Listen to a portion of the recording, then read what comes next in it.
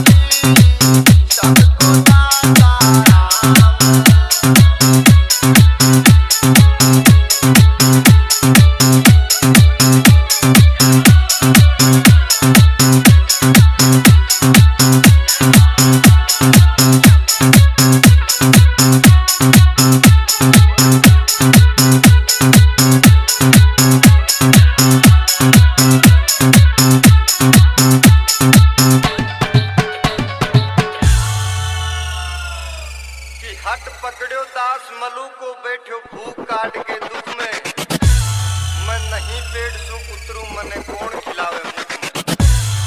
अब चार चोर आ निकले अपनी करके आया ध्यान की, हर भाई सबको दाता राम बंदा भक्ति कर भगवान की। आया हट पकड़ ली सुबह से हर से जो शाम होगी भाई भगवान आवे लोग जदी खावाला नहीं खावाई तो या तो कोई भगवान की मर्जी होगी। रात ने 12 बजे की टाइम में कोई चार चोर चोरी कर और भी बड़का पेड़ के नीचे आगा कि भाई अड़े आराम से तो विश्राम कर जा और जो भी धन ले रहा है जाग भी को बंटवारों कर जा। अब चोर से जो यहाँ देखभाल लगा रहे यार आज ही जंगल में मंगल गया होगा भाई, पानी तक कोई काम कौन चोर आज दाल बाटी चूरमा मिल गया थे भाई। बस्ती का अपन यहाँ खेबो करे जे चोर चोर है आज पूरा बस्ती का नहीं इकट्ठो कर सुबह सुमावनी कर दी शांति मारी। लेकिन ऊपर ने झाँक कर देखा तो भी बड़का पेट के माले वो मलू को दास बैठे हुए हो जो कि हाँ बेटा था कि चालाकी जानगा तू ये चूरमा में जहर मिला रहा क्यों जे कि ए चोर खा ली लार ए तो मर जाए लार ए जो धन ले रहा जाएंगे आना पा घर ले चाला ला। तो देखो भाई चार चोर कहीं सोच विचार कर रहे थे और कहीं से वो मलू को दास सुन रहे थे। अरे सबको दाता राम बंदा भक्ति कर भगवान की, सबको दाता राम बंदा भक्ति कर भगवान की, सबको दाता राम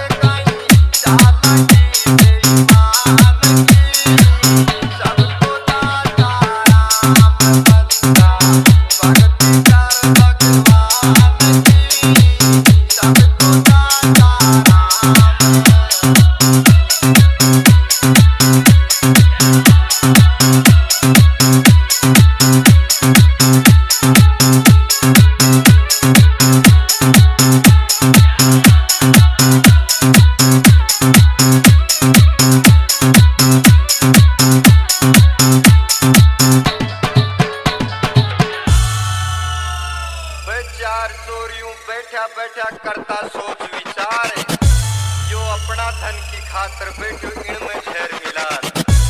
पहले इन्हें खिलाकर देखा काई चालाकी बेईमान की, और भाई सबको दाता राम बंदा भक्ति कर भगवान की। भाई चारू चोर से जगह भी मलुका दास ने खेवा लगा रे नीचा जा थारी कड़ाने जानगा। पहली तू खाए लोग जदी में खावाला नहीं खावा को नहीं, लेकिन वो मलुको दास तो साफ हट पकड़ ली नहीं कि वो भगवान खुआवे जदी खाऊं।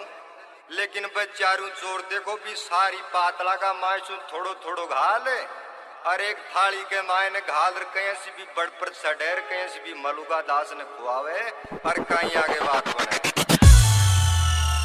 अरे सबको दाता राम बंदा भक्ति कर भगवान की, सबको दाता राम बंदा भक्ति कर भगवान की, सबको दाता राम।